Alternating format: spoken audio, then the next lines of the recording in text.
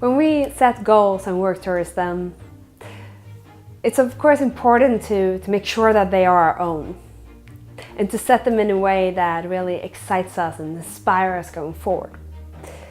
But it's also important that we have accountability built in to our system. Accountability both comes from within, but it can also come from outside. And it's a matter of acknowledging, how do you hold yourself accountable in the best way? There's no right or wrong here, but by understanding if you thrive with external or internal accountability, it will be easier to hold yourself accountable during those times when you really need to push through. When you're pushing towards a deadline or pushing towards a specific goal, and you might not really feel like it. Even high achievers face this from time to time.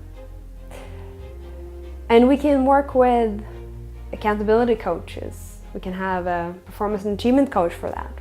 This is something I do for some of my clients when I work with them on those things. But we can also have our own. The fact that we are tracking and monitoring our own progress, that's another type of accountability that can help us proceed and push through the times when we don't really feel like it.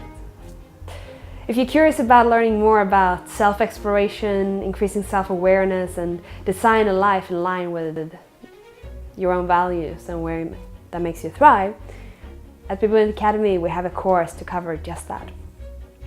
But for now, next time you feel that you need that extra push of accountability, ask yourself, are you motivated by external or internal accountability? And how can you make sure that you have just that in the moment when you need it?